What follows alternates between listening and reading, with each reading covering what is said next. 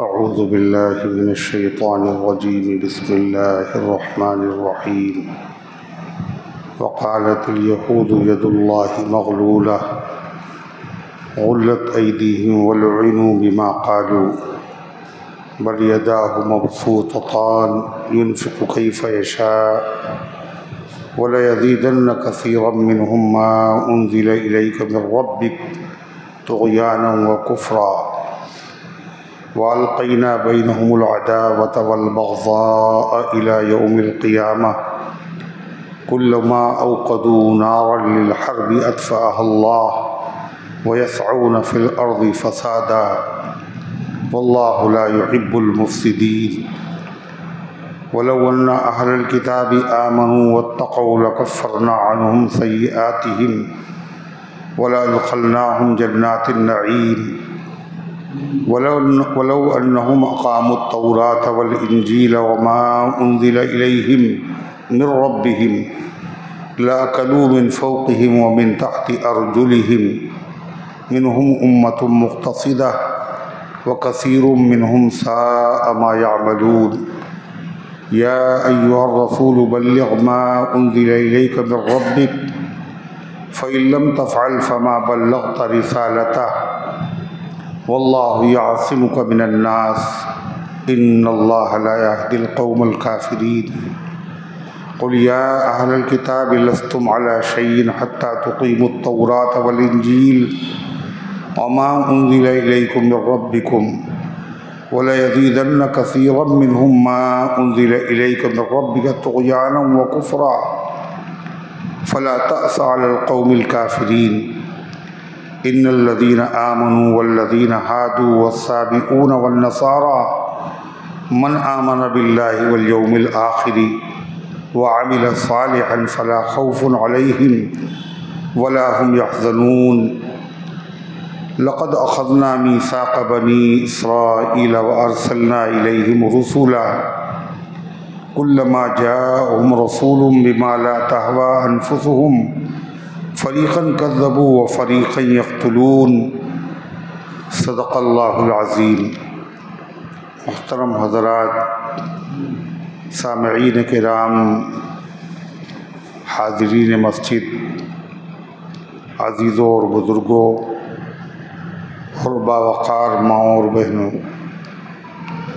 ये कुरान मुक़द्दस के छठे पारे की सूरे माइदा की पाकीज़ा नूरानी मुबारक बाअज़मत मुतहर आयतें हैं। दुआ कीजिए अल्लाह ताला इन मुबारक आयात की रोशनी में सही और सच्ची बात अर्ज़ करने की तौफ़ीक़ नसीब फ़रमाए और हम सब को अमल करने की तौफ़ीक़ अता फ़रमाए। इससे पहले की आयात में यहूद व नसारा की मज़म्मत, उनकी सरकशी, उनकी बदआमाली, इस्लाम की मुखालिफत, सूद का खाना और आवाम उलमा का उससे मना न करना, इन चीज़ों का तज़किरा था।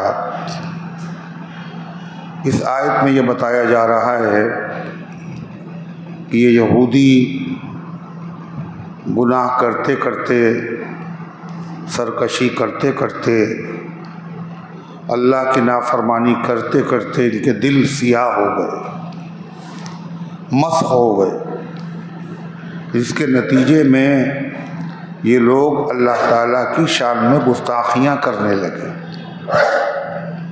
सिर्फ यही नहीं, इन्होंने कुरान की मुखालिफत की, आखिरी नबी की मुखालिफत की, बल्कि उन्होंने ख़ुद रब्बुल इज़्ज़ति वल जलाल की शान में गुस्ताखियाँ की। चुनांचे हुज़ूर अनवर सल्लल्लाहु अलैहि वसल्लम जब मदीने तय्यबा तशरीफ़ लाए तो उस वक्त यहूदी लोग बड़े दौलतमंद थे, बड़े मालदार थे, मगर वो आखिरी पैगंबर का इंतज़ार करते थे। जब आखिरी पैगंबर आ गए तो उन्होंने आपका कलमा नहीं पढ़ा बल्कि आपकी मुखालिफत की और सरकशी में बढ़ते चले गए, तो अल्लाह ताला ने उसकी सज़ा में इनको माली तंगी में मुब्तला कर दिया। जो दौलतमंद बने हुए थे उस दौलत को अल्लाह ताला ने उसके दरवाज़ों को बंद कर दिया, फ़क्र में मुब्तला हो गए, गुर्बत में मुब्तला हो गए। बजाय इसके कि गौर करते कि आखिर क्या बात है, अल्लाह की मेहरबानी की नज़र हमसे क्यों फिर गई, हमारा कौन सा ऐसा अमल अल्लाह को नापसंद हुआ जिससे तौबा करते, वो अल्लाह की शान ही में गुस्ताखियाँ करने लगे। और उन्होंने क्या कहा, वक़ालतिल यहूदु यदुल्लाहि मग़लूला, यहूदियों ने कहा अल्लाह का हाथ बंद हो गया है, अल्लाह का हाथ बंद हो गया, यानी अल्लाह ताला माअज़ल्लाह देने में कंजूसी करने लगा। हाथ बंद करना ये मुहावरा है, हाथ खोलना सखावत, मुट्ठी बंद कर लेना बुख़्ल, कंजूसी। अल्लाह ताला ने एक जगह कुरान में फरमाया, वला तजअल यदक मग़लूलतन इला उनक़िक वला तबसुतहा कुल्लल बस्त, ऐ पैगम्बर अपने हाथ को अपनी गर्दन से बंधा हुआ न रखिए, यानी बुख़्ल न कीजिए। वला तबसुतहा कुल्लल बस्त, और अपने हाथ को बिल्कुल खोल भी न दीजिए, बल्कि दरमियान का रास्ता इख्तियार कीजिए। हुज़ूर अनवर सल्लल्लाहु अलैहि वसल्लम ने, बुख़्ल तो एक ऐब है, कंजूसी एक ऐब है, और बख़ील आदमी जो है वो जन्नत में नहीं जाएगा। बख़ील आदमी के लिए वईदें हैं। हदीस में आता है कि बख़ील आदमी जो है बईदुम मिनल्लाह व बईदुम मिनन्नास व बईदुम मिनल जन्नह। बख़ील कंजूस आदमी अल्लाह से भी दूर होता है, बंदों से भी दूर होता है, जन्नत से भी दूर होता है, जहन्नम के करीब होता है। और सखी आदमी करीबुम मिनल्लाह करीबुम मिनन्नास करीबुम इलल जन्नह बईदुम मिनन्नार। सखावत करने वाला ये अल्लाह के भी करीब होता है, अल्लाह का महबूब होता है, और इंसानों की नज़र में भी महबूब होता है। जो लोगों को देता रहता है, मदद करता रहता है, काम आता है दूसरों के, तो अल्लाह भी ऐसे बंदे से मोहब्बत करता है और बंदे भी ऐसे बंदे से मोहब्बत करते हैं। वह करीबु मिनल जन्नह, और ऐसा आदमी जन्नत के भी करीब है। जाहिर है जब अल्लाह खुश है, बंदे खुश हैं, तो उसका ठिकाना कहाँ होगा? जन्नत होगा। बईदुम मिनन नार, जहन्नम से दूर होता है ऐसा आदमी। तो बुख़्ल एक ऐब है। ऐब अल्लाह के नबी में कहाँ पाया जाएगा? अल्लाह के नबी का हाथ तो बहुत खुला हुआ था, बहुत सखावत करते थे आप। आपकी ज़बान पर लफ्ज़ ला आता ही नहीं था। ला के माने नहीं। कोई भी मांगने आया, आपने अपनी ज़बान से ला नहीं कहा। अगर आपने ला कहा तो कब कहा? जब कलमा पढ़ा, ला इलाहा इल्लल्लाह, अल्लाह के अलावा कोई माबूद नहीं, अशहदु अल्ला इलाहा इल्लल्लाह। लेकिन आपने साइल के जवाब में कभी ला नहीं कहा। आप ऐसे सखी थे। और यही नहीं, आपकी सखावत रमज़ान में और बढ़ जाती थी। हदीस में आता है कर्रीहिल मुरसला, जैसे तेज चलने वाली हवा, जब आंधी चलती है तो वो हवा जो है वो सबको नहीं लगती है ना, तो सबको लगती है, अपने पराए, दुश्मन, दोस्त, सबको। रमज़ान में आपकी सखावत तेज़ आंधी की तरह होती थी। हुजूर अनवर सल्लल्लाहु अलैहि वसल्लम की सखावत का आलम यह था, एक रोज़ एक बच्चा आया और उसने कहा कि अल्लाह के रसूल सल्लल्लाहु अलैहि वसल्लम, ये जो आप कुर्ता पहने हुए हैं मेरी वालिदा ने मांगा है, आपने फरमाया मेरे पास इसके अलावा कोई दूसरा कुर्ता नहीं है।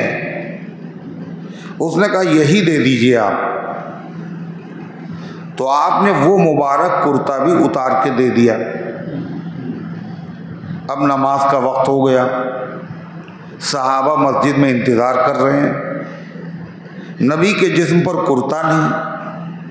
तो कुरान की ये आयत नाज़िल हुई कि अपने हाथ को गर्दन से बंधा हुआ न रखिए, यानी कंजूसी न कीजिए, वो तो आपके अंदर पहले ही से नहीं है। वला तबसुतहा कुल्लल बस्त, और हाथ को बिल्कुल खोल भी न दीजिए। फतक़ूद मलूबम महसूरा, अगर आप ऐसा करेंगे तो इसमें क्या होगा, आपके कामों में रुकावट पैदा हो जाएगी, ज़रूरी कामों में। तो हाथों का खुला होना सखावत है और आंखों का बंद हो जाना कंजूसी और बुख़्ल है। तो उन जालिम यहूदियों ने कहा कि आजकल अल्लाह ताला का हाथ बंद है, ख़जाने में तो है उसके बहुत कुछ, मगर आजकल वो हमें कुछ दे नहीं रहा, बंद है, कंजूस हो गया माज़अल्लाह। ये बुरी सिफत उन्होंने किसके लिए साबित की? अल्लाह के लिए। सुबहानका, अल्लाह हर आयत से पाक। यही नहीं, यहूदियों ने अल्लाह ताला को फ़कीर भी कहा, मोहताज भी कहा। जब अल्लाह ने कुरान की आयत नाज़िल की, मन युक़रिदुल्लाह क़र्ज़न हसना, कौन है जो अल्लाह को अच्छा कर्ज दे दे? अल्लाह को अच्छा कर्ज देने का मतलब कौन है जो दीन के रास्ते में खर्च करे? दीन के रास्ते में खर्च करना हकीकत में अल्लाह को कर्जा देना है। अल्लाह ने कर्जा उसको क्यों कहा? इसलिए कि कर्जे का अदा करना फर्ज है, वाजिब है, लाजिम है। तुमने अल्लाह की रजा के लिए खर्च किया है, तो ये जिस पे खर्च किया वो नहीं देगा। कौन देगा इसका बदला? अल्लाह देगा। और अल्लाह देगा तो कर्जा मरेगा भी नहीं, और अल्लाह जब अता फरमाएगा तो थोड़ा नहीं देगा बल्कि ज़्यादा देगा। मगर उन जालिम यहूदियों ने कहा कि ये कर्जा तो वही मांगता है जो गरीब हो, लिहाजा मुसलमानों का खुदा जो है वो फ़कीर हो गया। हज़रत सिद्दीक़ अकबर रज़ी अल्लाह ताला अन्हु ने एक यहूदी से कहा, वो यहूदी आलिम था, जाहिल भी नहीं, आलिम। उसका नाम था फिनहास, कि तुम तो पढ़े लिखे आदमी हो, तुम्हें तो ईमान ले आना चाहिए। उसने कहा मैं खुदा पर ईमान नहीं लाते जो फ़कीर हो गया। हज़रत सिद्दीक़ अकबर को गुस्सा आ गया, अल्लाह की शान में गुस्ताखी, 1 घंटा मारा उसको। हालांकि सिद्दीक़ अकबर तमाम उम्मत में सबसे रहमदिल है, मगर जब अल्लाह की शान में गुस्ताखी हुई तो गुस्सा आ गया, क्योंकि तमाचा मार दिया। और वो यहूदी नबी करीम अलैहिस्सलाम की खिदमत पे पहुंचा शिकायत करने के लिए कि अबू बकर ने मुझे मारा। इतने में वो रफ़ीक़ नबूवत भी आ गया, जिससे बिनाए इश्क व मोहब्बत उस्तवार, थोड़ी देर में अबू बकर सिद्दीक़ भी आ गए। क्या अबू बकर तुमने इसे मारा? हाँ अल्लाह के रसूल, हमने इसे मारा। क्यों मारा? इसने अल्लाह की शान में गुस्ताखी की, अल्लाह को फ़कीर कहा। तुमने अल्लाह को फ़कीर कहा था? उसने कहा हमने तो नहीं कहा। हज़रत सिद्दीक़ अकबर को उसने झुठला दिया। सिद्दीक अकबर को सबसे पहले झूठा किसने कहा? यहूदी ने। और बाद में झूठा किसने कहा? जो यहूदियों की कोख से पैदा हुए शिया राफजी, इन्होंने सिद्दीक अकबर की सदाकत पर हमला किया। सबसे पहले किसने हमला किया? यहूदी। यहूदी इस्लाम के बड़े दुश्मन। अल्लाह के रसूल सल्लल्लाहु अलैहि वसल्लम ने हजरत अबू बकर से पूछा, ये अदालत तो किसकी थी? अल्लाह के नबी की। अपना हो या पराया, दोस्त हो या दुश्मन, या तो इंसाफ होता था। अबू बकर, तुम कह रहे हो कि इसने खुदा की शान में गुस्ताखी की, फकीर कहा, तुमने इसीलिए मारा, तो कोई गवाह है आपके पास? अबू बकर सिद्दीक अर्ज करते हैं, अल्लाह का रसूल वहां कोई और था नहीं। तो अदालत का कायदा है, जो दावा करे वो गवाह पेश करे, और अगर वो गवाह पेश न कर सके तो मुद्दा अलैह से कहा जाएगा तुम कसम खा जाओ। तो गवाह तो कोई था नहीं अबू बकर के पास, और मुद्दा अलैह था यहूदी, जिसने अबू बकर सिद्दीक पर झूठ का इल्ज़ाम लगाया। जो झूठा इल्ज़ाम लगा सकता है वो झूठी कसम भी खा सकता है। अगर वो कसम खा लेता तो अल्लाह की नबी की अदालत से यही फैसला होता कि तुम भी अबू बकर के मार लो, बदला ले लो। मगर अल्लाह की गैरत को यह गवारा न हुआ। जिब्रील आ गए कुरान की आयत लेकर, लक़द समिअल्लाहु क़ौलल्लज़ीना क़ालू इन्नल्लाहा फ़क़ीरुन व नहनु अग़निया। किसी ने सुना हो न सुना हो, अल्लाह ने अर्श पर सुनी है उनकी बात, जिन्होंने कहा अल्लाह फ़कीर है और हम मालदार। सिद्दीक अकबर की सदाकत पर हमला करने वाले को अल्लाह ने रुसवा कर दिया, जलील कर दिया, और सिद्दीक अकबर के दर्जे को बुलंद फरमा दिया। तो यहूदियों ने आपको अल्लाह को फ़कीर भी कहा, यहूदियों ने अल्लाह को बखील भी कहा। क्या कहा? वक़ालतिल यहूद यदुल्लाहि मग़लूला। यहूदियों ने कहा अल्लाह का हाथ बंद है तो मगर दे नहीं रहा आजकल। अल्लाह ने जवाब में क्या कहा? उल्लत ऐदीहिम, अल्लाह का हाथ नहीं बंद है, इन्हीं यहूदियों का हाथ बंद है। अल्लाह तो ऐब से पाक है, यहूदियों के अंदर वो ऐब पाया जाता है। दुनिया के नक्शे पर सबसे बखील अगर कोई कौम है तो कौन है वो? यहूदी। माल के लालची और हरीफ, सूदखोर यहूदी। वलुइनु बिमा कालू, और यहूदियों पर लानत की गई, उनको रहमत से दूर कर दिया गया इस वजह से जो उन्होंने कहा। अल्लाह की शान में जब गुस्ताखी की तो अल्लाह ने उनको क्या कर दिया? सजा में रहमत से दूर कर दिया। नतीजा क्या हुआ? यहूदी जलील हुए, हमेशा मारे गए, सताए गए, जिलावतन किए गए, कैद किए गए। यहूदियों पर सबसे पहले जो मुसल्लत हुआ बादशाह वो बुख्त नस्र था, जिसकी पूरी दुनिया पे हुकूमत। कुरान में जिक्र है कि पहली मर्तबा जब तुम शरीयत की मुखालिफत करोगे तो अपने बंदों को तुम्हारे ऊपर मुसल्लत कर देंगे। उसने यहूदियों को बहुत मारा, बैतुल मुक़द्दस में दाखिल हो गया, बड़ी तबाही मचाई, कैद करके ले गया।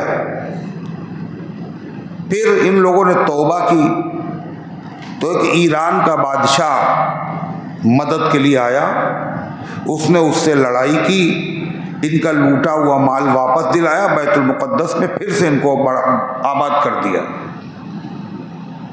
फिर यहूदियों ने मुखालिफत की, शरीयत ईसवी की। पहले मूसा अलैहिस्सलाम की शरीयत की मुखालिफत की, अब ईसा अलैहिस्सलाम की शरीयत।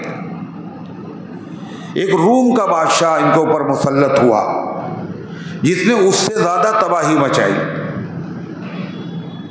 तो अल्लाह ताला फरमाता है लुइनु बिमा कालू, यहूदी मलऊन हुए, रहमत से दूर कर दिए गए, बिमा कालू, अपनी उस बात की वजह से जो उन्होंने कही। बल यदाहु मबसूततान, बल्कि अल्लाह के दोनों हाथ खुले हुए हैं। हाथ बंद होना बुख्ल है और हाथ खोल देना सखावत है। अल्लाह के दोनों हाथ खुले होने का मतलब अल्लाह से ज़्यादा सखी कोई हो ही नहीं सकता। इसलिए कि जिसके पास जो कुछ भी है वो सब अल्लाह का दिया हुआ है, और रब्बुल आलमीन है, उसी ने पैदा किया। सिर्फ पैदा नहीं किया, पैदा करने के बाद जिस जिस चीज़ की बंदों को ज़रूरत है वो चीज़ें कौन देता है? न सिर्फ इंसानों को, जिनों को, जानवरों को, कीड़े मकोड़ों को, हर मखलूक को अल्लाह रिज़्क़ देता है। वमा मिन दाब्बतिन फिल अर्ज़ि इल्ला अलल्लाहि रिज़्क़ुहा, कोई भी हरकत करने वाली चीज़ ऐसी नहीं है जिसकी रोज़ी अल्लाह के ज़िम्मे में न हो। अल्लाह ने ज़िम्मा ले रखा है और ये जिम्मेदारी कोई निभा भी नहीं सकता, इसलिए कि सबको पता ही नहीं है कितनी मखलूक़ात है, कौन कहाँ रहता है। आदमी कहीं रहता है और फिर दूसरी जगह शिफ्ट हो जाता है, तो आदमी जब उसके लिए कोई कार्ड लेके आता है, हिस्सा लेके आता है, तो कहाँ आता है? उसी पुराने घर पे। उसको पता ही नहीं, वो यहाँ रहता नहीं। मगर अल्लाह को तो सब पता है कौन कहाँ पे है, सबको रोज़ी पहुँच रही है। अल्लाह के रोज़ी देने का हाल क्या है? मूसा अलैहिस्सलाम से अल्लाह ताला ने कहा ये जो पत्थर है इस पे अपनी लाठी पटक दीजिए। वो आसा मारा तो पत्थर टूटा, उसमें देखा एक कीड़ा है, पत्थर में जाने का सुराख नहीं, कीड़ा मौजूद, और उसके मुंह में हरी हरी पत्ती दबी हुई है, रिज़्क़ भी है। कोई समझ ही नहीं सकता इसमें भी कोई जानदार होगा। अल्लाह सिर्फ यही नहीं, उसको रोज़ी भी वहां पहुंचा रहा है। फिर मूसा अलैहिस्सलाम ने सुना वो अल्लाह की तस्बीह बयान कर रहा है। क्या कर रहा है? सुबहान मन यरानी, पाक है वो खुदा जो मुझे देखता है। उस पत्थर में कोई नहीं देख सकता, वो खुदा पाक है जो मुझे देखता है। सुबहान मन यरानी व यारिफु मकानी, और पाक है वो खुदा जो मेरे रहने की जगह को जानता है। वयज़कुरुनी वला यंसानी, और मुझे हमेशा याद रखता है, कभी हमें भुलाता नहीं है। अल्लाह ने जो सारी कायनात बनाई किसके लिए बनाई? अल्लाह का अपना फ़ायदा है। खलक़ लकुम मा फ़िल अर्ज़ि जमीआ, ज़मीन में जो कुछ भी है हमने सब तुम्हारे लिए बनाया।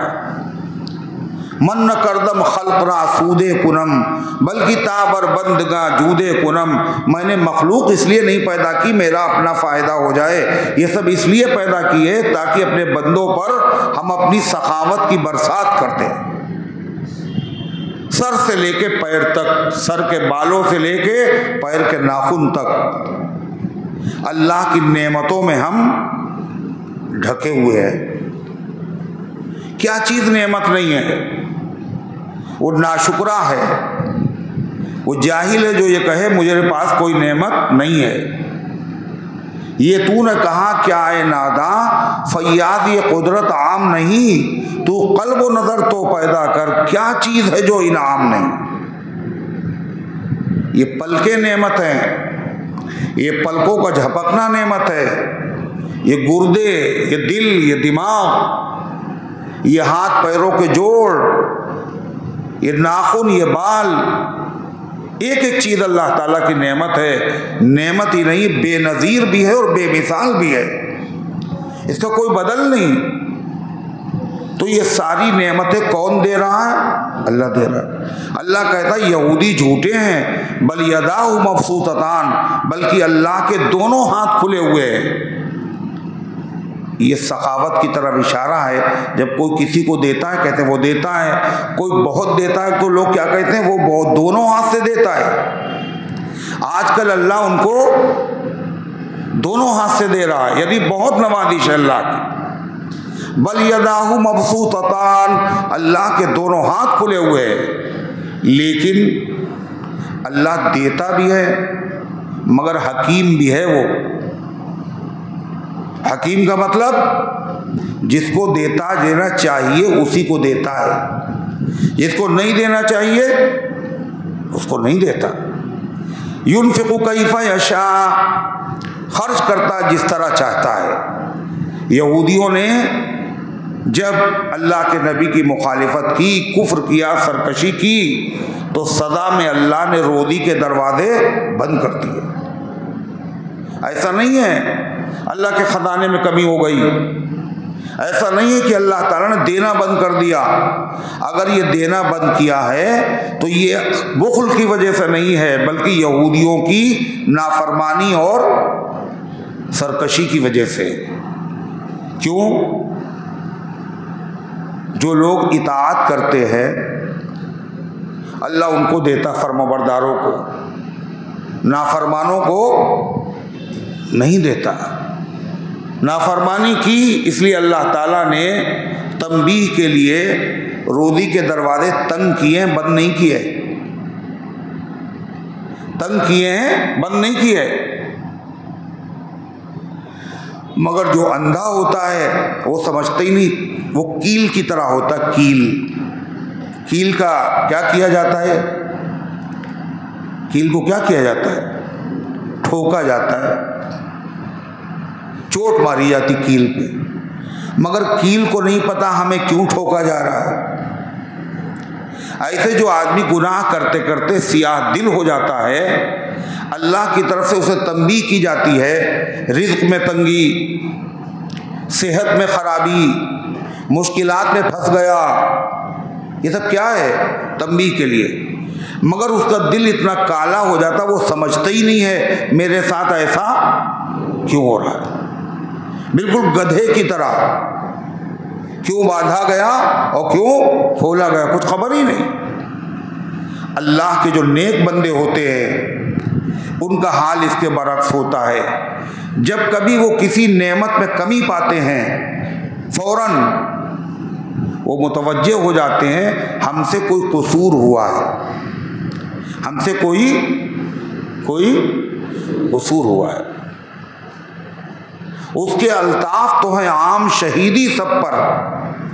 तुझसे क्या जिद थी अगर तू किसी काबिल होता, हम ही में कोई कोताही नहीं। तेरा एतबार उल्फत जो न हो सका अभी तक, मैं समझ गया यकीनन अभी मुझ में कुछ कमी है। अल्लाह की तरफ से कमी नहीं, मेरे अंदर कमी है। एक बुजुर्ग कहते हैं जब मेरी बकरी मेरा कहना नहीं मानती तो मैं समझ जाता हूँ तुझसे अल्लाह के कहना मानने में कमी हुई है। तमाम अल्लाह वालों का यह तरीक़ा है, वो पहले अपनी तरफ देखते हैं और हम लोग पहले दूसरों की तरफ देखते हैं। हम कहते हैं फ़ौरन किसी ने कुछ कर दिया है, किसी ने बंदिश कर दी है, फुला से दुश्मनी है, उन्होंने कुछ कर दिया। और ये नहीं देख रहे ये बंदिश, ये मुसीबत, इसका सबब कोई और नहीं हम खुद हैं। अरे है या नहीं? आदमी का काम होते होते रुक जाता, क्यों रुक जाता है? वो सोच ही नहीं रहा क्यों रुक जाता है। इसलिए कि वो दूसरों का काम होने में रुकावट बनता है तो अल्लाह उसके कामों में रुकावट खड़ी कर देता है। आसानियां पैदा करोगे अल्लाह कामों में आसानियां पैदा करेगा। अल्लाह के बंदों को माफ़ करोगे अल्लाह तुम्हें माफ़ करेगा। अल्लाह के बंदों को परेशान करोगे, है पैसा जेब में, कारीगर को नहीं दे रहे, दौड़ा रहे, आप दौड़ाएंगे तो आपको भी दौड़ाया जाएगा। तो गौर दे कि अल्लाह के बंदे क्या देखते हैं, हम में कोई कमी है। एक बुजुर्ग थे और पेशाब की तकलीफ हो गई, थैली लटक रही। किसी ने पूछा हजरत क्या हुआ? कहले कुछ नहीं, नाशुक्री की थी इसलिए पकड़े गए। आसानी से पेशाब हो जाता था, इस पे अल्लाह का शुक्र नहीं अदा किया, इसलिए अल्लाह की तरफ से ऐसा हो गया। ये तो बुजुर्गों का हाल है। अंबिया जो मासूम हैं वो भी जब देखते थे किसी चीज में कमी हुई तो पहले वो अपनी तरफ देखते थे। कुरान में है सुलेमान अलैहिस्सलाम जैसी हुकूमत अल्लाह ने किसी को नहीं दी, हर चीज पे हुकूमत, परिंदे दरिंदे हवा सब ताबे। वतफक्कदत तैर, एक दिन उन्होंने परिंदों की हाजिरी ली। इतनी बड़ी हुकूमत, मगर खाली हुकूमत करना थोड़ी है, हमारी रियाया किस हाल में है, सबकी खबर भी रहना चाहिए। फतफक्कदत तैर, परिंदों की हाजिरी ली।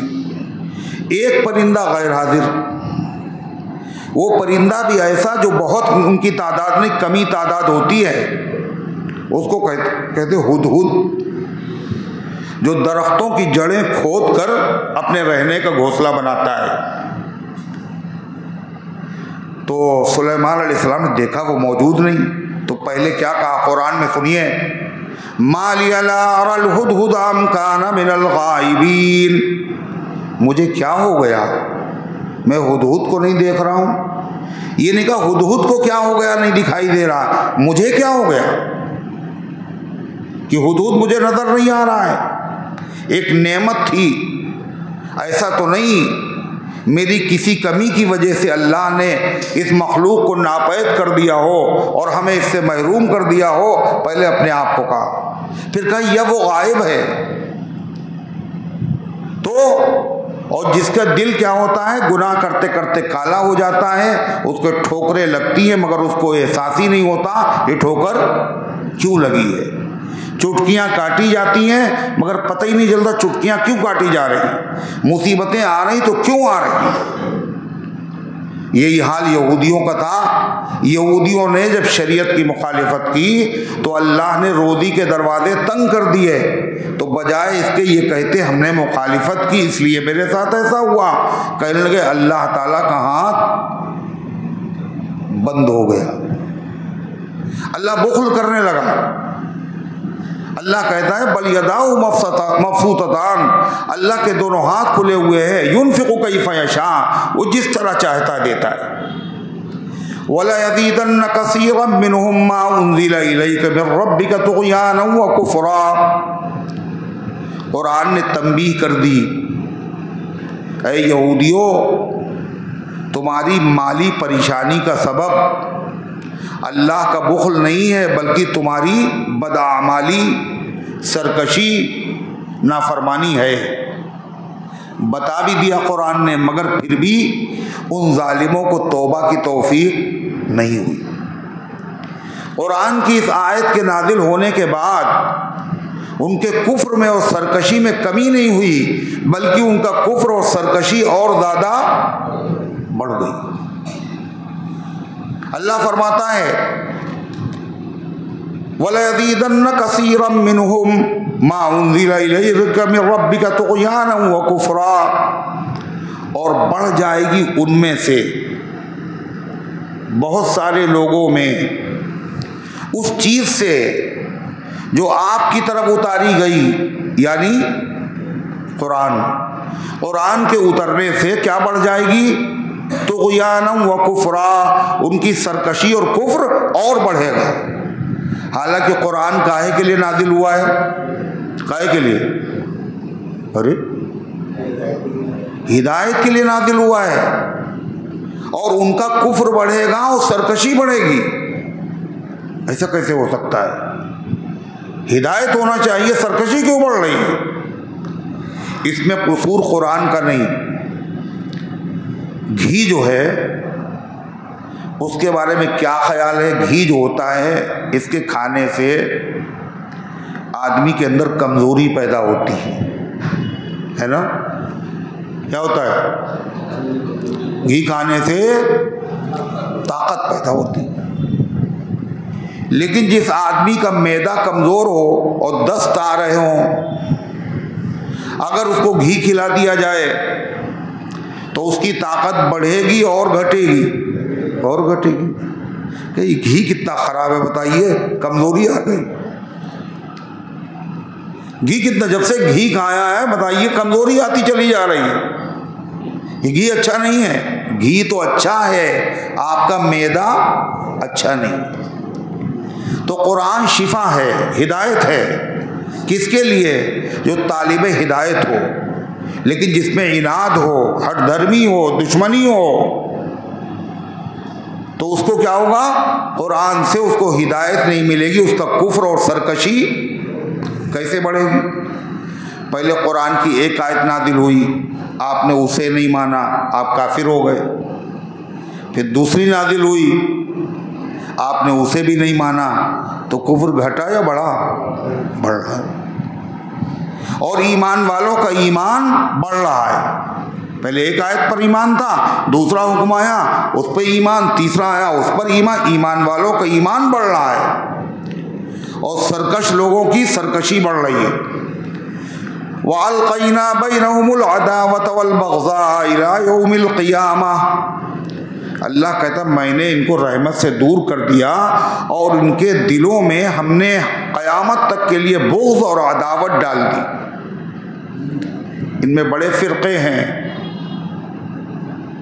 इनमें बड़े फ़िरक़े यहूदियों में भी ईसाइयों में भी। दोनों ईसाई दोनों यहूदी, मगर एक दूसरे के दुश्मन।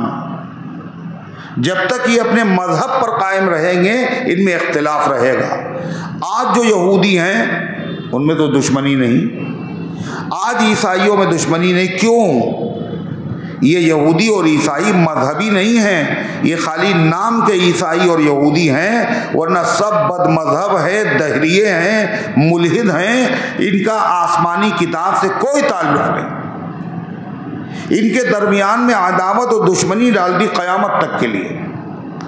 कुल्लमा औक़दू नारन लिल हर्बि अत्फ़अल्लाह। जब जब ये जलाएंगे जंग की आग, अल्लाह उसे बुझा देगा। जब ये लड़ाई को भड़काना चाहेंगे, अल्लाह उनकी आग को, जंग की आग को बुझा देगा। आजकल तो उसने ऐसी आग लगाई हुई है जो 1.5 साल हो गया नहीं बुझी। अल्लाह ताला फरमा रहा है जब मुसलमान होगा, जब मुसलमानों में आपस में मोहब्बत होगी, कामिल इस्लाम पर अमल होगा, तो जब यहूदी जंग करने की कोशिश करेंगे, आग लगाने की कोशिश करेंगे, अल्लाह उस आग को बुझा देगा। या तो मरऊब हो जाएंगे या मगलूब हो जाएंगे। नबी के ज़माने में बनु कुरैज़ा, बनु नज़ीर, बनु कैनुक़ा, जब जब इन्होंने आग लगाई तो क्या हुआ? अल्लाह ने उस आग को बुझा दिया। यहूदी मरूब हो गए, खौफज़दा हो गए, किले में बंद हो गए, किला खोल दिया, सुलह कर ली, या फिर उनको जिलावतन कर दिया गया। बनु कुरैज़ा के बागियों और गद्दारों को कत्ल किया गया। लेकिन जब मुसलमान खुद ही मुसलमान न रहे, खुद मुसलमान का दुश्मन बन जाए, अरब लोग हैं, हुक्मरा हैं, सब कुछ उनके पास है, मगर उसके बावजूद उनके दिल में मोहब्बत ईमान वालों की नहीं, अल्लाह के दुश्मनों से हाथ मिला रहे। नतीजा क्या है? वो जंग भड़क रही। मगर जो कामिल ईमान वाले आज भी हैं, यहूदी उनसे खौफज़दा है। दुनिया की सबसे बड़ी ताकत, एक ताकत नहीं, ताकतें उनके मुकाबले में आई। और ये 1.5 साल हो रहा है मगर नाको चने चबवा दिए उन्होंने। मुजाहिदीन के ऊपर इनका कोई असर नहीं। शहादत होती है, वो होती है, मगर इतनी बड़ी ताकतों के मुकाबले में एक हफ्ता आदमी नहीं ठहर सकता है। 1.5 साल हो गया। जो साजिशें की वो नाकाम हो गई। इतने बड़े बड़े हथियार, इतने खतरनाक किस्म के, ऐसी बमबारी, क्या बाल बेकार हुआ। अल्लाह की मदद उनके साथ आज भी है।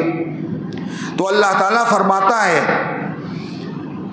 वयसअून फिल अर्ज़ि फसादा।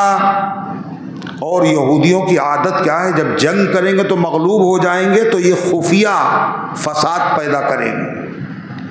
खुफिया फसाद क्या है? ये इस्लाम को बदनाम करने की कोशिश करेंगे, ये इस्लाम की तरफ से लोगों को कंफ्यूज करेंगे, ये झूठी बातें तौरेत और इंजील की बयान करके इस्लाम से दुनिया को रोकने की कोशिश करेंगे। ये हर जमाने में हुआ और आज भी हो रहा है। अरे हो रहा नहीं हो रहा है? दुनिया देख रही है। जिन लोगों को हमास के लोगों ने पकड़ा था, जब उनको रिहा किया, वो कैसे हंस रहे हैं, मुस्कुरा रहे हैं। न सेहत के उनको खबर कोई फ़र्क है, न इज्जत और नामूस पे कोई हमला है। खिलाया भी पिलाया भी। इजराइल ने जिनको रिहा किया वो बेचारे दबे हुए, कुचले हुए, मरे हुए, जख्मी, मगर फिर भी इल्ज़ाम लगा रहे हैं क्या कि इन्होंने ज्यादती हमारे साथ की। मीडिया के सामने यही पेश कर रहे हैं, इन्होंने खाने को नहीं दिया, इन्होंने मारने की कोशिश की। इस तरह की बात। नबी करीम सल्लल्लाहु अलैहि वसल्लम तशरीफ़ फरमाते कि 2 यहूदी आए और एक ने दूसरे से कहा चलो इस नबी के पास चले। तो दूसरा बोला नबी न कहो इनको, अगर नबी तुमने इनको कहा तो इनकी आंखें 4 हो जाएंगी। आंखें 4 होना भी मुहावरा है। जब 4 आंखें होंगी तो रोशनी क्या होगी, कम हो जाएगी, बढ़ जाएगी। यानी अगर तुमने नबी कहा और इन्होंने सुन लिया, यहूदी भी मुझे नबी मानते हैं, तो ये बहुत खुश होंगे। और जब आदमी खुश होता है तो खुशी में उसकी आंखें बुझ जाती हैं, चमकने लगती हैं, आंखें चमकने लगती। और जो आदमी गमज़दा होता है तो उसकी आंखों के आगे अंधेरा छा जाता है। इनको नबी न कहो। फिर वो दोनों आपके पास आए और आने के बाद कहने लगे मूसा अलैहिस्सलाम को अल्लाह ने 9 मौजिज़े दिए थे, वो कौन कौन से हैं? आपने मौजिज़े बताए और 10 बातें बताई और कहा यहूदियों ये तो सबके लिए है और एक बात तुम्हारे लिए है। अल्लाह का हुक्म है सनीचर के दिन में शिकार न खेलना, मगर तुमने शिकार खेला, बंदर भी बनाए गए और खिंजीर भी बनाए गए। तो जब बातें आपने बताई तो वो आपके हाथ चूमने लगे। किसके? हुजूर सल्लल्लाहु अलैहि वसल्लम। दोनों यहूदी। और कहने नशहदु अन्नका रसूलुल्लाह, हम मानते हैं आप अल्लाह के रसूल हैं। तो आपने कहा जब मानते हो तो फिर मेरी पैरवी क्यों नहीं करते? इसका मतलब जो उन्होंने कहा था हम मानते हैं कि आप अल्लाह के रसूल हैं, ये मुसलमान होने के लिए नहीं कहा था। मुसलमान होने के लिए अगर कहा होता तो आप उनसे क्या कहते? फिर मेरी तुम पैरवी कर रहे हो। आपने कहा फिर जब तुम मानते हो, जानते हो मैं अल्लाह का रसूल हूं, तो फिर पैरवी क्यों नहीं करते? तो उन लोगों ने ये नहीं कहा हम आपको मानते हैं। वो भी समझ गए अल्लाह के नबी ने सही चोरी पकड़ी है, इसलिए कि उन्होंने कहा कि हम जानते हैं आप अल्लाह के नबी हैं। जानने का नाम ईमान नहीं है, दिल से मानने का नाम ईमान है। अबू जहल अल्लाह के नबी को बहुत जानता था, उतबा जानता था, शैब कौन था जो नहीं जानता था? यहूदी जानते थे, जैसे बाप बेटे को जानता ऐसे ये नबी को पहचानते थे, मगर मानते नहीं थे। तो आपने कहा क्यों नहीं तुम कलमा पढ़ लेते, क्यों नहीं इत्तिबा करते? तो क्या कहा? असल में बात यह है कि दाऊद अलैहिस्सलाम ने दुआ की थी कि अल्लाह जितने नबी आए सब मेरी औलाद में आए, और आप दाऊद अलैहिस्सलाम की औलाद में है नहीं, तो अगर हम कलमा आपका पढ़ लेंगे तो हमारी कौम हमें मार डालेगी। हालांकि ये सारी बातें उन्होंने बिल्कुल झूठ कही। दाऊद अलैहिस्सलाम ने ये दुआ की ही नहीं, इसलिए कि हर आसमानी किताब में जिक्र है कि मोहम्मद सल्लल्लाहु अलैहि वसल्लम पैगंबर होंगे और आखिरी पैगंबर होंगे, आपके बाद कोई पैगंबर नहीं होगा, और अगर उनका ज़माना मिल जाए तो ईमान भी लाना और मदद भी करना। मगर वो जालिम हवाला दे रहे झूठा क्या कि ज़बूर में ये लिखा हुआ है।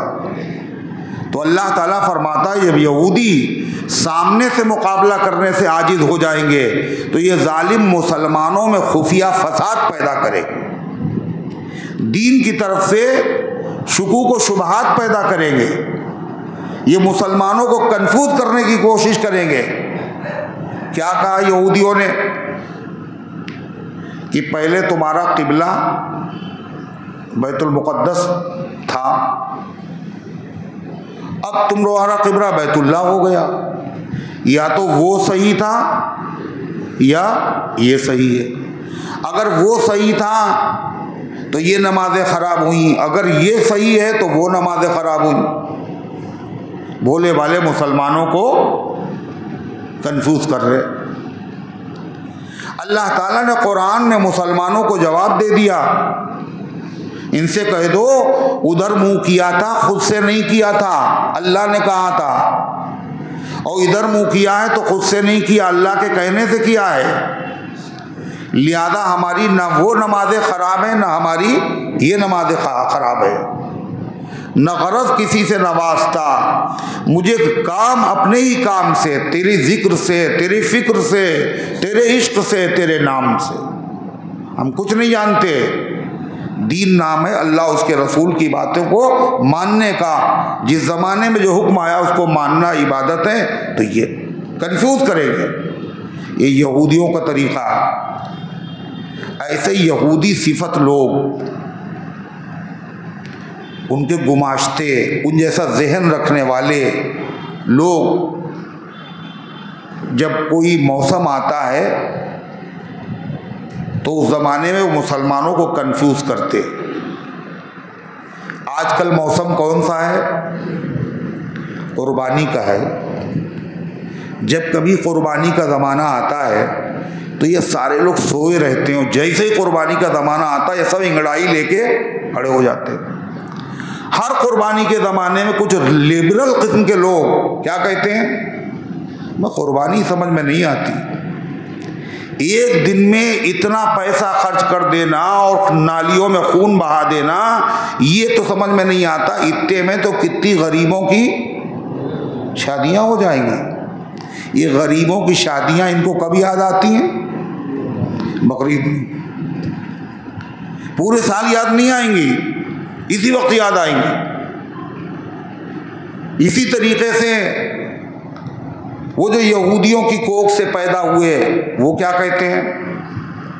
मैं एक बात बताइए कि बकरा जो है तुम लोग कुर्बानी करते हो, मगर तुम लोग खस्सी बकरे की कुर्बानी करते हो, समझ में नहीं आता है। वैसे तो कहते हो कान ना कटा हो, है सींग ना टूटा हो, लंगड़ा ना हो, काना ना हो, ऐबदार ना हो, और खस्सी बकरे का तो एक अज़्व ही पूरा गायब होता है। इसीलिए हम लोग खस्सी की कुर्बानी नहीं करते, बल्कि हम लोग बदबूदार जानवर की कुर्बानी करते हैं। समझ गए? इसलिए कि बदबूदार लोग किसको पसंद करते हैं? बदबूदार चीज को, और खुशबूदार चीज को पसंद करते हैं। ये सिर्फ कंफ्यूज करना है, वरना वो भी जानते हैं बिरयानी किसकी अच्छी होती है बदबूदार की अच्छी होती है। कबाब किसके अच्छे होते हैं? इन्ना लिल्लाहि व इन्ना इलैहि। किसके अच्छे होते हैं? फिर अजीब बात है, जिसको वो कह रहे हैं इसमें आयब पैदा हो गया, खस्सी होना आयब नहीं है, ये कमाल है, कमाल। इसलिए जब किसी चीज में आयब पैदा होता है तो उसकी कीमत बढ़ती है या घटती है? बोलो, घटती है। खस्सी जानवर की कीमत घटती है या बढ़ती है? ये बढ़ी क्यों? अगर आयब था तो बढ़ी क्यों? गोश्त उसका लजीज क्यों हुआ? उसकी डिमांड ज्यादा क्यों हुई?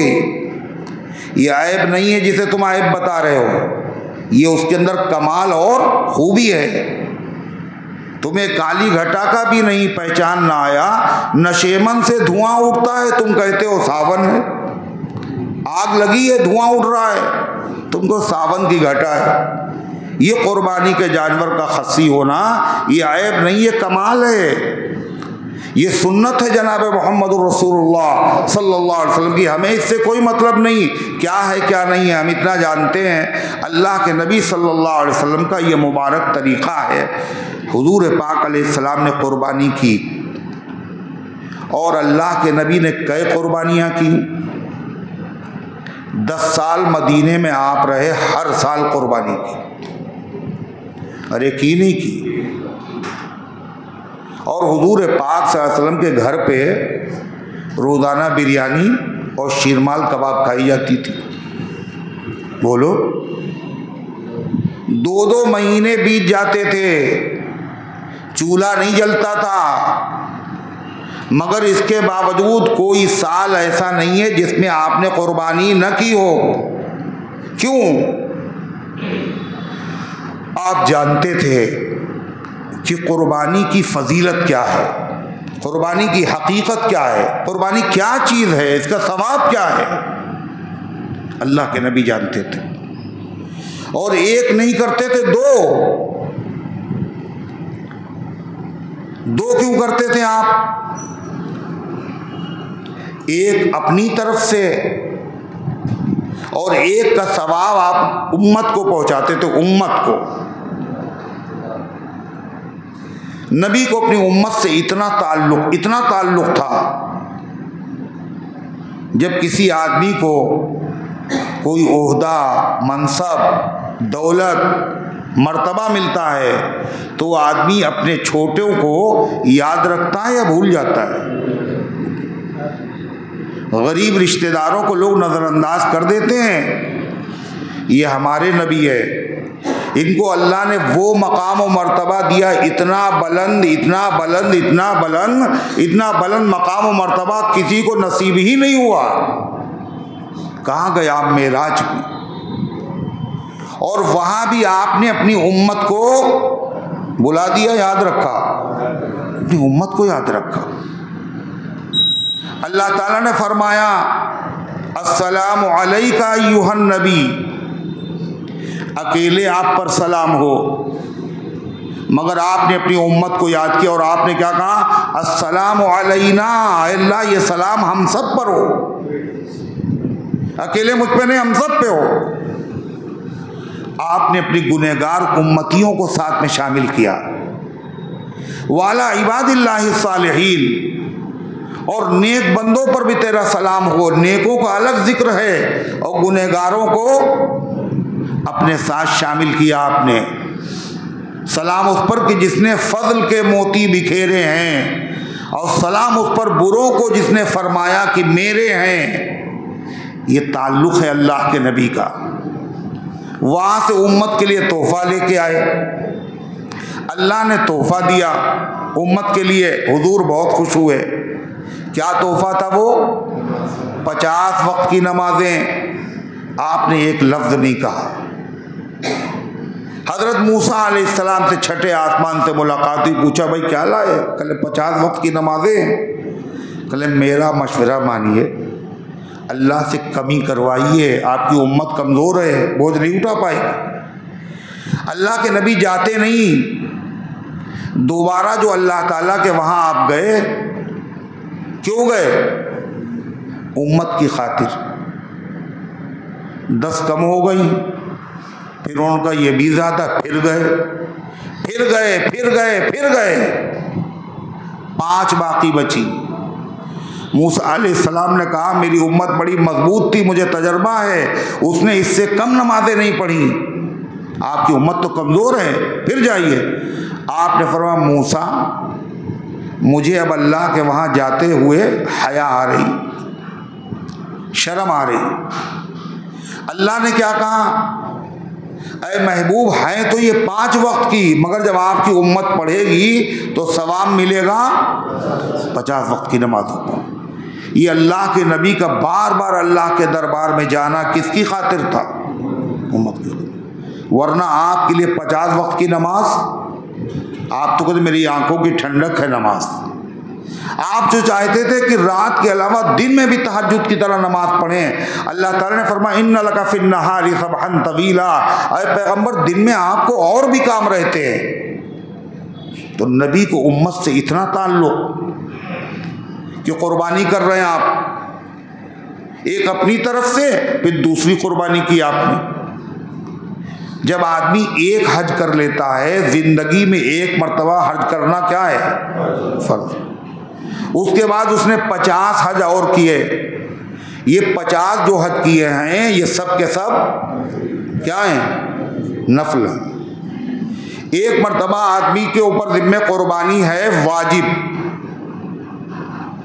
उसके बाद उसने 10 बकरे और कर लिए, ये सब क्या है? नफल। एक मर्तबा फर्द नमाज पढ़ ली उसने, दोबारा देखा जमात हो रही, शामिल हो गया, फर्द अदा हो चुका, तो ये नमाज उसकी नफल है।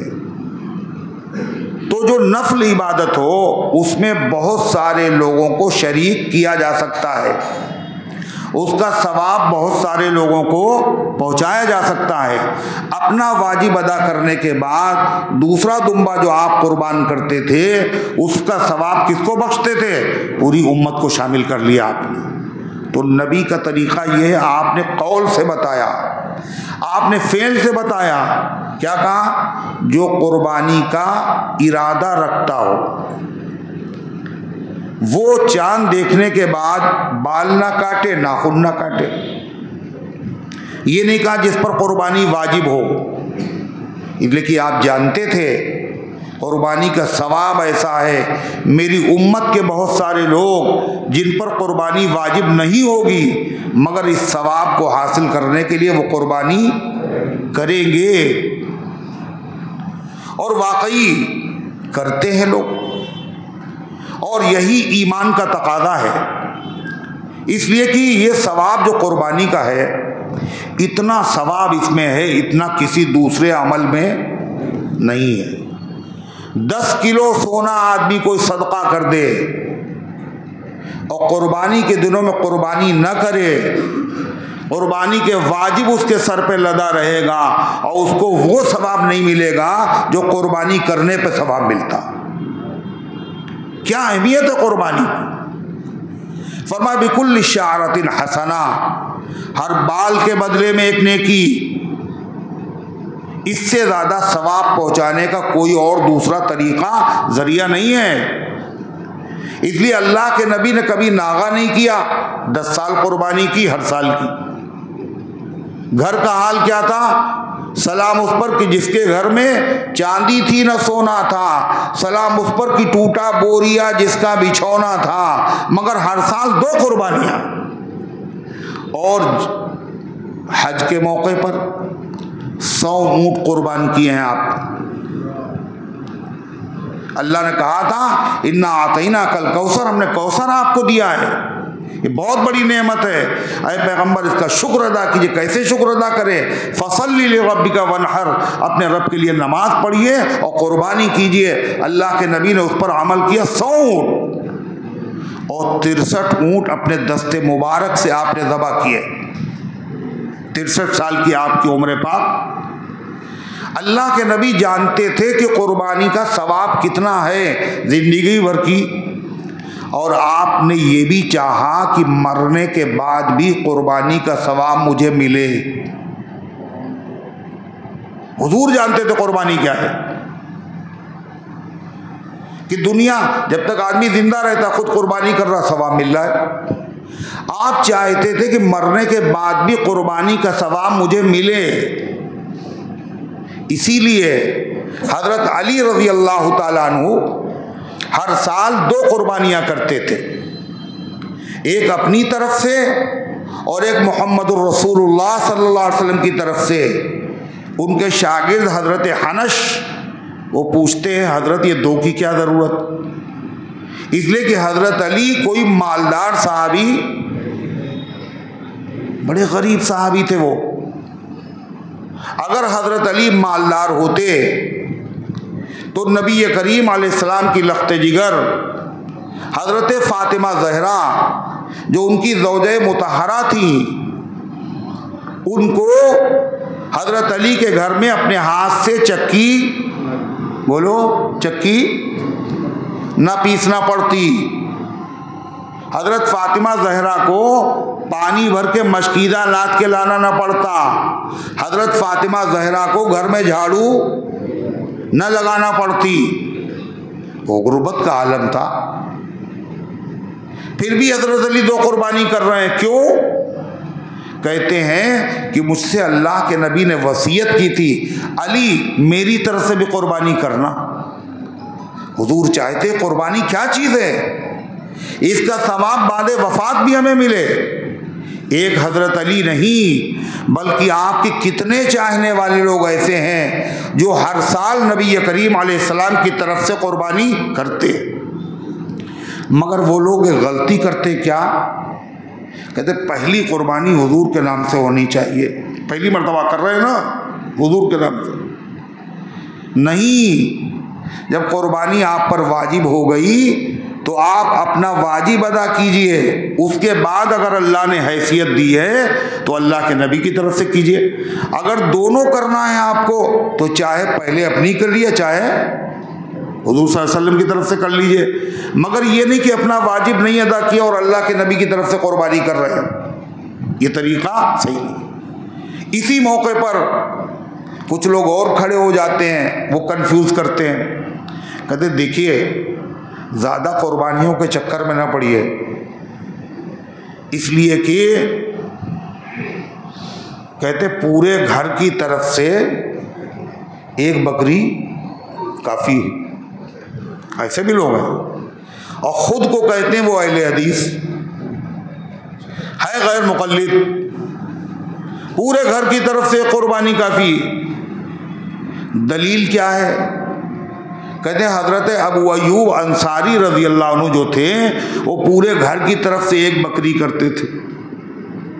वैसे दुनिया से क्या कहते हैं, साहबा ने जो किया हमें उससे मतलब नहीं, हम तो 2 बातें जानते हैं, अल्लाह की बात और नबी की बात।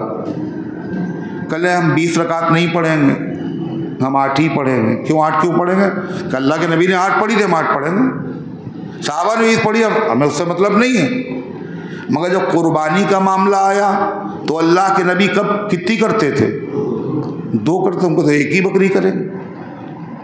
क्यों करोगे एक बकरी? का अबू अय्यूब अंसारी करते थे, या नबी की बात छोड़ दी। अबू अय्यूब अंसारी अगर एक कुर्बानी करते थे, पता भी है अबू अय्यूब अंसारी मालदार साहबी ने, गरीब आदमी है, तो गरीब आदमी के जिम्मे कुर्बानी वाजिब नहीं होती, वो तो नफली कुर्बानी है। नफली कुर्बानी में अगर सबको शामिल कर ले तो क्या है, कोई हरज की बात नहीं है। इसी तरीके से वो ये भी कहते हैं, देखो भैंसे पे कुर्बानी जायज़ नहीं। ये कौन कहता है? कुर्बानी का जब मौसम आएगा तो इस तरह की बातें सुनने को मिलेगी। जो गैर मुक़ल्लिद हैं, अपने आप को अहले हदीस कहते हैं, वो कहते हैं भैंस की कुर्बानी जायज़ नहीं, और भैंस के कबाब शौक से खाते हैं, कोरमा भी खाते हैं, पसंदे भी खाते हैं, बिरयानी भी खा रहे हैं, कुर्बानी जायज़ नहीं। दूध भी, लस्सी भी, मक्खन भी, दही भी सब जायज़, कुर्बानी जायज़ नहीं। क्यों कुर्बानी जायज़ नहीं? कहले इसलिए कि हदीस में बकर का लफ्ज़ आया है, कुरान में बकर का लफ्ज़, और गाय को कहते हैं और भैंस को नहीं कहते हैं बकर। लिहाजा जब जिक्र नहीं आया लिहाजा इसकी कुर्बानी सही नहीं। मगर उनको ये नहीं पता कि बकर का जो लफ्ज़ आया है गाय, गाय की एक किस्म ही क्या है, भैंस भी है। गाय ही की एक किस्म भैंस है।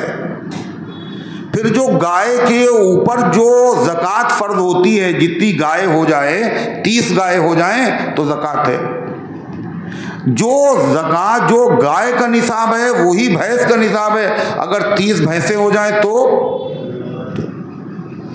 30 गाय कैसी, ऐसी गाय, ऐसी भैंसें जिनको चारा ना खिलाना पड़ता हो, वो खुद ही पूरे साल चर लेती हो, पेट भर लेती, उनको कहते हैं सायमा, ऐसे जानवरों को। तो जब तक ये 30 होंगी तो होगी कुर्बानी। तो जो निसाब गाय का है वही निसाब भैंस का है। ज़कात इस पर भी है उस पर भी है, और कुर्बानी जायज़ नहीं। फिर अजीब बात कहते भैंस की तो जायज़ नहीं मगर घोड़े की जायज़। देखा, भैंस की जायज़ नहीं, घोड़े की जायज़।